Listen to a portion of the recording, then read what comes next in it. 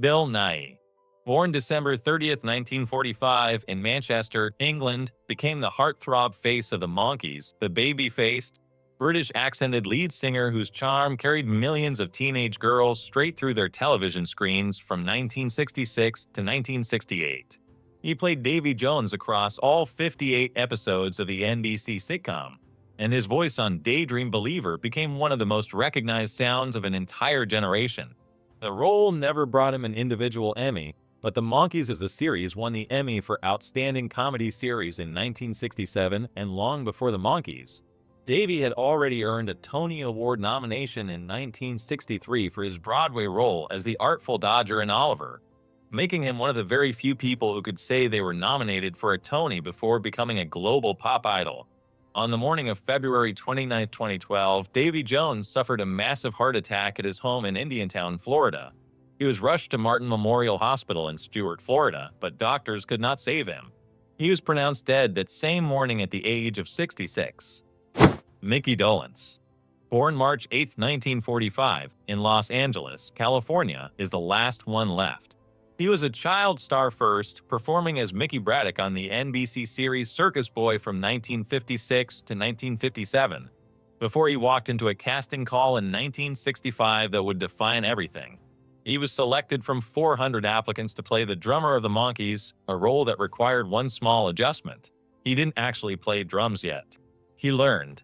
He played himself as the band's wild, loud, rubber-faced comic engine across all 58 episodes from 1966 to 1968, singing lead on Last Train to Clarksville, I'm a Believer, and Pleasant Valley Sunday. The show won the Emmy for Outstanding Comedy Series in 1967, and Dolen's voice was the sound at the center of it. His one-liner after the show ended has never been topped. CBS canceled everything with a tree in it.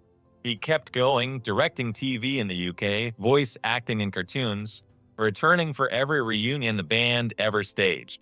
After Davy Jones died in 2012, after Peter Tork in 2019, after Michael Nesmith in 2021, Dolenz became the last surviving Monkee. He didn't stop. As of 2026, at 81 years old, Micky Dolenz is actively touring his 60 Years of the Monkees show across North America, performing the songs and telling the stories, keeping the whole thing alive all by himself.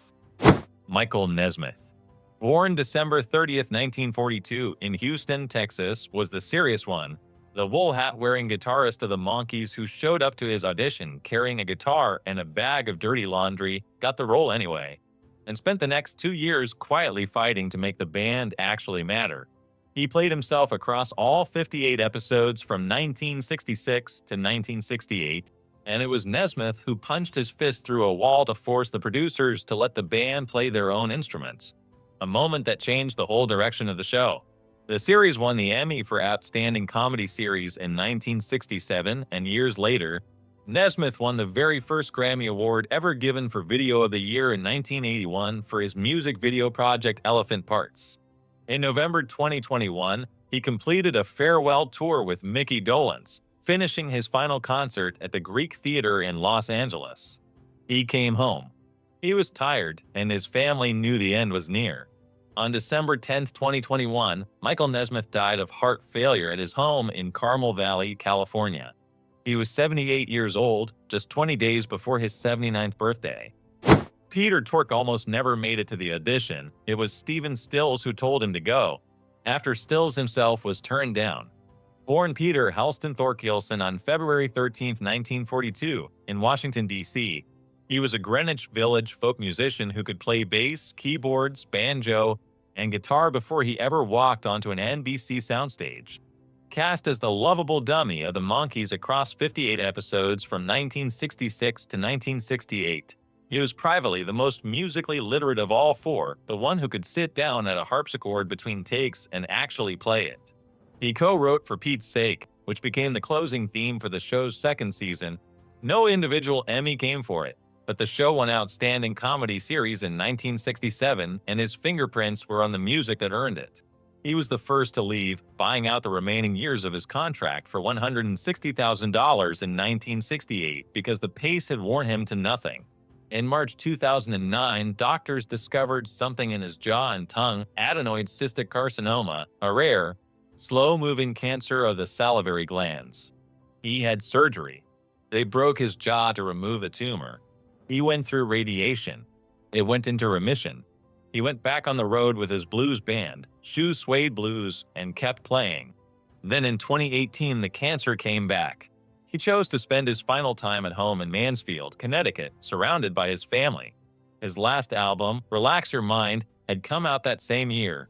On February 21, 2019, 8 days after his 77th birthday, Peter Tork died at home in Connecticut. Micky Dolenz tweeted that he was heartbroken over the loss of his Monkee brother. Vic Tayback, born January 6, 1930 in Brooklyn, New York, built his entire career on that unmistakable gravelly voice and the kind of face that could look threatening and funny at the exact same time.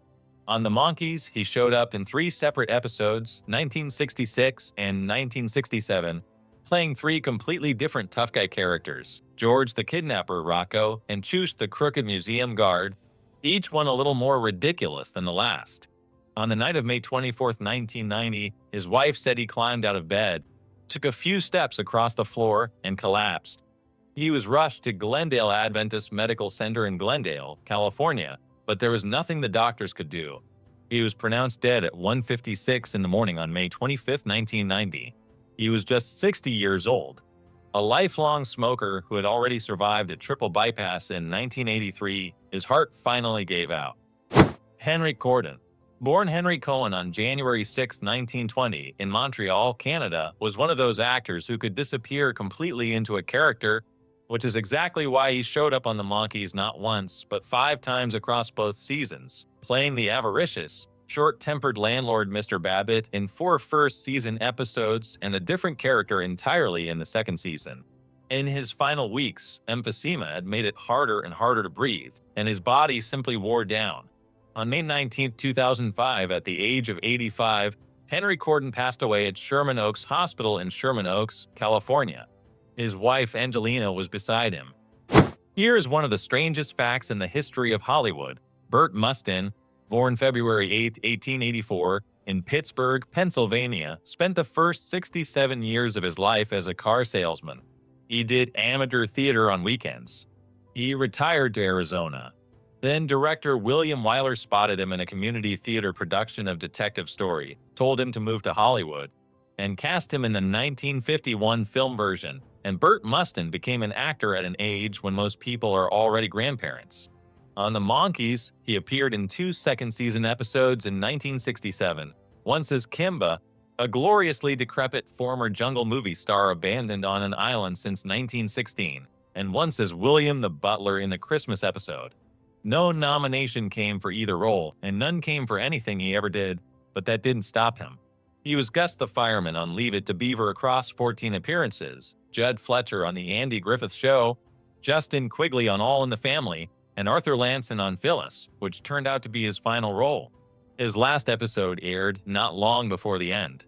He reportedly told friends while filming it, "This is it. I've had it." But it's a classy way to go. On January 28, 1977, Bert Mustin died of natural causes at Glendale Memorial Hospital in California. He was 92 years old, 11 days short of his 93rd birthday, and still working right up until the curtain came down.